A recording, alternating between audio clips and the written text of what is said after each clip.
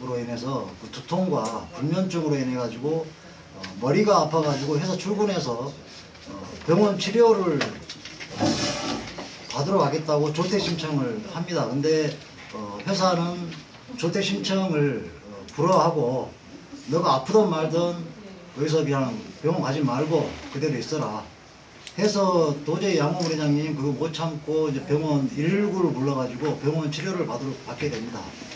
119를 불러서 병원 치료를 받고 왔는데 그것을 회사는 무단 이탈이라고 징계 사유를 무단 이탈이라는 징계 사유를 들어가지고 정직 처분을 하게 됩니다.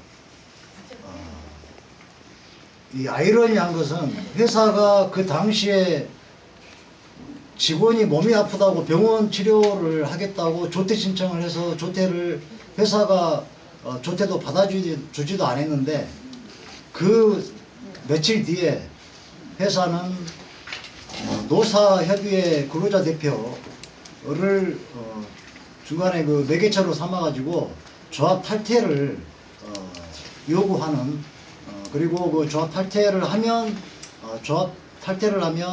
회사가 어떠어떠한 내용을 들어주겠다라는 그러한 어떤 회유를 나타내는 문구를 가지고 밖에서 만나자고 했을 때 회사는 근무 시간 중에 양호공원 부회장을 조퇴를 시킵니다. 그러니까 한마디로 말하면 직원이 몸이 아파가지고 양호공원 부회장님이 몸이 아파가지고 병원 가겠다고 조퇴 신청할 때는 너 현장에 죽든지 말든지 너가 알아서 해라 하고 조퇴를 허락해주지 않았던 회사가 양호공원 부회장님의 조합 탈퇴를 유도하고 회유하기 위해서 그럴 때는 다른 직원을 매개로 삼아가지고 밖에서 불러내서 근무 시간 중에 조퇴를 시켜가지고 조합 탈퇴 회유를 합니다.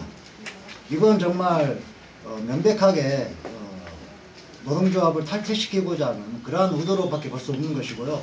그런 119로 병원 치료받은 그 사실을 가지고 정직을 처분을 하고 정직 처분을 할 때 인사위원회를 인사위원회를 개최하겠다고 예정을 해놓고 인사위원회 하기 바로 전날에 조합 탈퇴 회유를 공작을 하고 인사위원회 당일날에도 오전에 우정환 노무팀장이 사무실에 와서 바로 곁에 와가지고 회사 대표이사가 노동조합을 탈퇴했을 경우 대표이사가 해주겠다고 제시한 내용에 대해서 어떻게 생각하느냐 조합 탈퇴서를 쓰라고 노무팀장이 직접 양호검 회장님께 권유를 합니다. 그때 노동조합 탈퇴서를 쓰면은 오후에 있을 인사위원회를 취소할 수도 있다. 이렇게 하면서 조합 탈퇴를 강요를 합니다. 그럼에도 불구하고 양호검 회장님은 조합 탈퇴를 거부해서 결국은 그 오후에 인사위원회는 그대로 개최가 됐고 그 개최된 인사위원회에서 양호검 회장님이 1개월 정직을 처분을 받고 정직 기간에 또 조합 탈퇴를 계속적으로 강요하기 위해서 회사 출근해라고 하면서 요구를 했는데 양호검 회장님이 그 출근 거부를 했다는 이유로 해고를 했던 사실이 있습니다. 이것은 이제 기자분들께서 1차적으로 저희들이 일기장을 공개한 내용의 주요 핵심 내용이고요. 그 이후에 이제 오늘 이 자리에서는 양호검 회장님이 대법원 판결 해고가 무효다라는 대법원 판결에 따라서 회사가 어찌되었든 해고한 이후에 몇 년 뒤에 양호검 회장님을 복직을 시키면서 양호검 회장님이 회사에 복귀해가지고 돌아가시기 전까지의 하루하루에 있었던 모든 일들을 자세하게 일기장으로 수첩에 적어놨던 내용들을 공개를 하도록 하겠습니다. 그 회사가 자기 직원에 대해서 인간성을 상실하고 대표이사부터 직접 나서서 그리고 전 직원이 아예 집단적이고 조직적으로 그리고 의도적으로 자기 직원을 왕따시키고 인격을 유린하고 하나의 토끼 머리가 아닌 인간 머리를 해가지고 벼랑 끝으로 내몰아서 결국에는 죽음에 이르게 하는 이러한 좀 행위들이 낱낱이 고발된 그러한 일기장이라고 저는 생각을 합니다. 주요 내용을 간추려서 보면 양호문 회장님이 대법원 판결에 따라서 해고가 무효다라는 판결에 따라서 원직 복직을 판결을 받아서 현장에 복직이 됐는데, 회사는 법원의 판결을 무시하고 대법원의 해고가 무효다라는 대법원의 판결을 무시하고 제철소 내 기존의 양호문 회장님이 일해왔던 현장, 기존의 직무에 원직으로 복직시키지 않고 제철소 현장 밖에 있는 제철소 밖에 하나의 사무실에 양호문 회장님을 격리시키고 그 사무실에는 6명이 함께 이제 근무를 했다고 합니다. 6명이 근무를 했었는데 그 6명 하고의 거의 1년 넘는 그런 하루하루의 일상들을 적어놓은 내용들이 있습니다. 원직 복직을 그렇게 원했고 드디어 해고가 부당해고다고 무효라고 판결을 받고 나서 현장에 복직된다는 이야기를 들었을 때 얼마나 양호문 회장님이 속으로 기뻐하고 기대감이 컸으리라 심히 짐작이 갑니다. 하지만 이러한 양호문 회장님의 기대와 기쁨을 단 한순간에 처참하게 짓밟아버린 회사의 행위가 지금 낱낱이 고발되었습니다. 원직 복직이 아니고 제철소 밖에 사무실에 양호문 회장님을 격리시켜 놓고 어떠한 업무도 주지 않고 어떤 학습이라는 교육이라는 명목하에 매일매일 책을 보게 하고 난생 처음 보는 설계 도면을 갖다 주면서 설계도를 그리라고 하고, 또 이것을 매일 오후에는 대표이사, 노무팀장, 그리고 설비팀장 이 3명이서 직접 바로 앞에 앉아서 직접 학습평가를 진행을 했습니다. 이건 정말 양호문 회장님 일기장에서 고발했듯이 이러한 사례는 양호문 회장님이 10년 넘게 16년 동안 회사를 다니면서 어떤 신입사원이 됐든 어떤 복직자가 됐든 이러한 사례가 전혀 한 번도 없었다라고 고발을 합니다. 그리고 이 내용에도 일기장 내용에도 보시면 아시겠지만 신입사원이 들어오면 양호문 회장은 며칠 동안 원직 복직도 안 되고 교육이라는 명목으로 제철소 밖에 있는 사무실에 사람을 이렇게 잡아두고 있으면 정말 답답하고 미칠 것 같다. 이게 2014년 5월 29일 복직해서 며칠 뒤입니다. 그런데 바로 이틀 전인 5월 27일 날 우정환 노무팀장이 신입사원 4명이 입사했다 해서 제철소 내에서 교육한다고 하여 제철소 안으로 들어갔다. 이건 기존의 이지테크라는 회사에서 신입사원이 들어오면 분명히 회사에 신입사원이 앞으로 일을 해야 될 현장인 제철소 내에 있는 현장에서 신입사원들을 교육을 시켰다라는 것입니다. 그래서 노무팀장이 직접 제철소 안에 들어가서 현장에 들어가서 신입사원들을 교육시켰다라는 건데요. 양호문 회장님은 16년 동안 회사를 다녔었고 경력이 있는 그러한 직원을 부당한 해고를 받고 대법원 판결에 따라서 복직을 시킨 복직자인데 전혀 생소한 그러한 업무를 교육을 시킨다라는 명목으로 설계 도면을 그려라고 하고, 그리고 이러한 교육을 제철소 밖에 사무실에 격리시켜서 교육을 시켰습니다.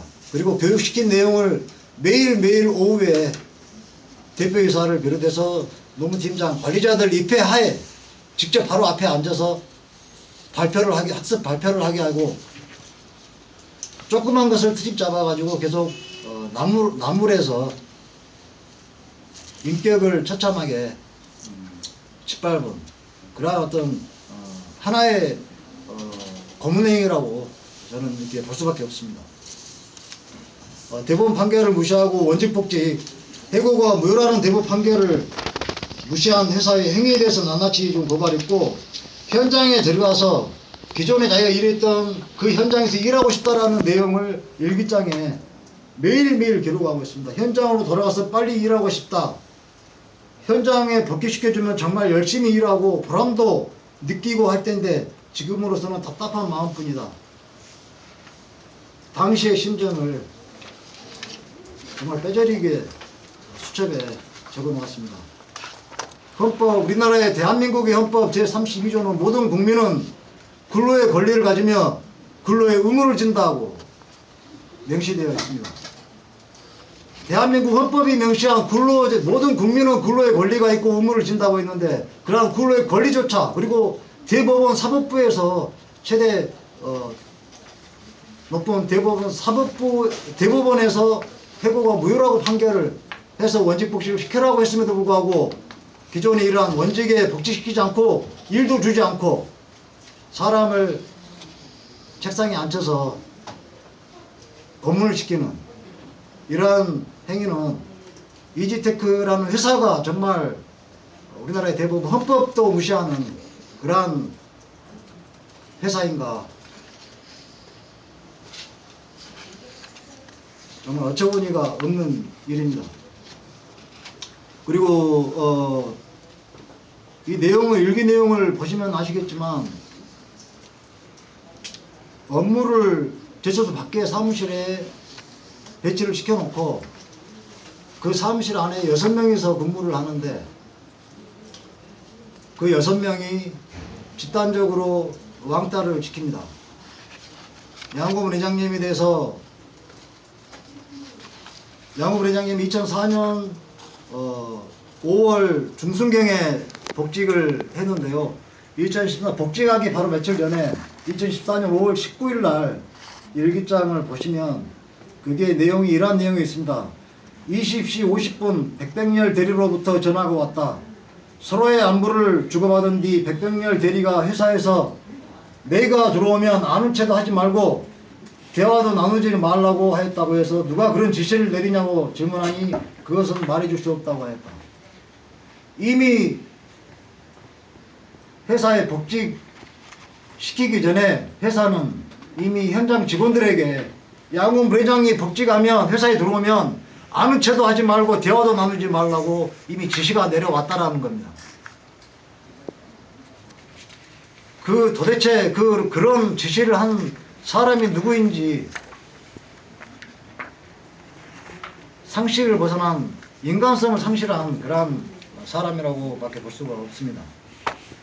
그 6명이 함께 근무하는데 나머지 5명은 같이 서로 마주보고 같이 붙어있는 책상에 그렇게 앉아서 책상 배치가 돼서 업무를 하고, 양고문 회장님은 그 좁은 사무실에서, 그것도 사무실 다른 직원들하고 동떨어져서 벽을 바라본 한 구석지에다가 벽을 바라보게 책상을 하나 배치를 해줬다고 합니다. 그 벽만, 하루 종일 벽만 바라보고 앉아서 아무것도 하지 않고 바로 위에 CCTV를 설치해 놓고 양고문 부회장이 무슨 일을 하는지, 무엇을 하는지 일거수일투족을 하루 종일 감시를 받았다라는 내용이 일기장에 고스란히 적혀져 있습니다. 직원들에게 사무실 밖 그 사무실에 출근을 하면서 출근할 때마다 직원들에게 인사를 했다라고 합니다. 안녕하십니까. 출근할 때마다 인사하고 퇴근할 때마다 인사를 했는데, 그 직원들은, 사무실 내에 있는 직원들은 아예 쳐다보지도 않고 인사도 받아주지 않고 사람을 투명인간 취급을 했습니다. 내용에 매일매일 그런 내용이 적혀져 있습니다. 오늘도 들어가면서 인사를 내는데 아무도 받아주지를 않았다. 여전히 인사를 해도 받아주지를 않는다. 직원들 또한 아무도 말을 걸지 않는다. 정말 병원에라도 들어눕고 싶다. 돌겠다. 극단적인 생각도 든다. 이러면 안 되는 줄 알면서도 참기 힘들다. 심지어 이게 직원들이 자기들의 자유의사로 그렇게 했는지 어쩌는지 모르겠습니다만은 절대 자기들이 자유의사로 그렇게 했다고 볼 수 없는 대목이 나와 있습니다. 고의적이고 지시에 의해서 조직적으로 왕따를 했다는 내용이 2014년 7월 17일 정말 미치겠다. 내 마음을 스스로 컨트롤할 수 없다. 가슴이 답답하고 머리가 깨질 듯이 아프다. 사무실 1층 식당에 대표이사 외 간부, 엔지니어링 그룹 직원들 27명 중식을 예약해서 식사하러 가면서 누구 하나 나보고 식사하자고 하는 사람 아무도 없다. 정말 슬프고 안타까운 일이다. 2014년 9월 5일 회사 운영회의가 끝난 뒤 회의에 참석한 사람들과 우리 엔지니어링 사무실 직원들과, 이 엔지니어링 사무실이라는 것은 지금 양호범 회장님이 제출소 밖에 배치된 사무실입니다. 거기가 엔지니어링 사무실이라고 하는데, 회사 운영회의가 끝난 뒤 회사에 참석한 사람들하고 우리 엔지니어링 사무실 직원들과 같이 일정 식당에 미리 예약을 해놓고 식사를 하러 가면서 나 혼자만 빼고 27명 자기들끼리만 가서 식사를 했다. 나보고는 같이 가자는 말도 안 했다. 진짜 더러운 회사다. 1층에 그 엔지니어링 사무실 1층에 식당이 있습니다. 그 식당에 회사 운영회의를 끝나고 대표이사를 비롯해서 회사 간부들이 운영회의를 끝나고 식사를 한다고 1층 식당에다 예약을 해놨습니다.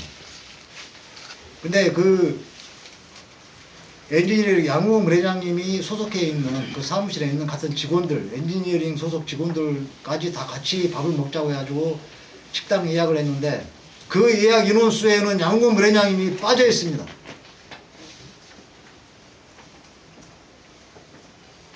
과연 이게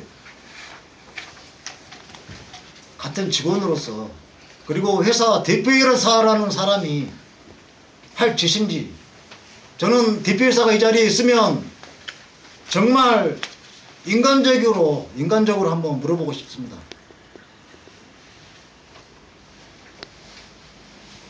대표이사로서 자기 회사 직원을, 전체 직원이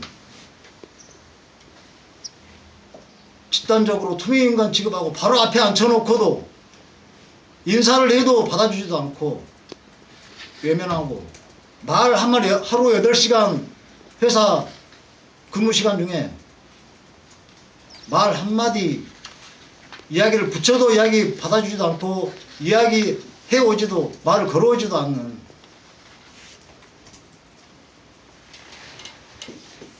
그렇게 직원들에게 이렇게 하라고 지시를 한 사람이 대표이사인데, 과연 당신이 대표이사로서 책임과 자격이 있는지, 그렇게 해서 어떻게 그런 마음으로 직원들을 소소하게 챙기고 직원들을 보살펴 줄 수가 있는 것인지 다시 한번 묻고 싶습니다. 한국의 모든 국민들에게 이 사실을 같이 알리고 한번 물어보고 싶습니다. 과연 이런 일이 있을 수가 있는 것인지, 인간성을 상실한 하나의 집단적으로 한 인간을, 그것도 자기 직원을, 한 인간을 완전히 인격을 유린한 그러한 인격 살인이라고 저는 볼 수밖에 없습니다.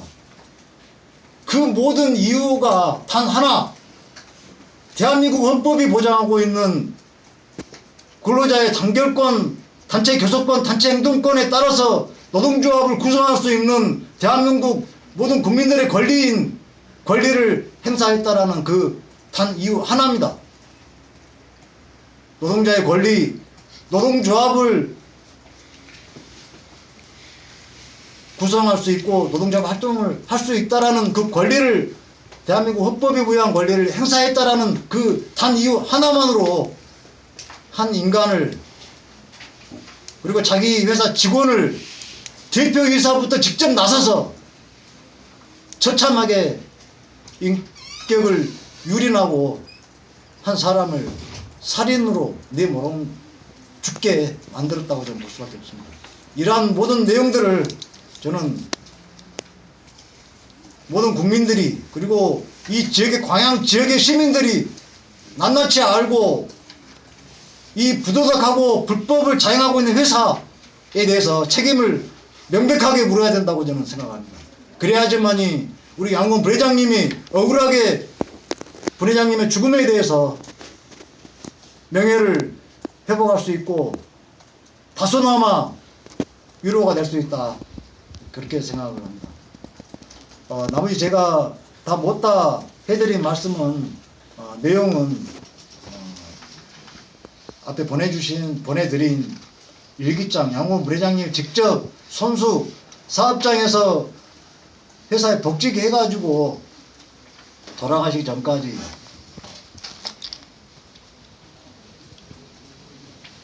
아픈 몸을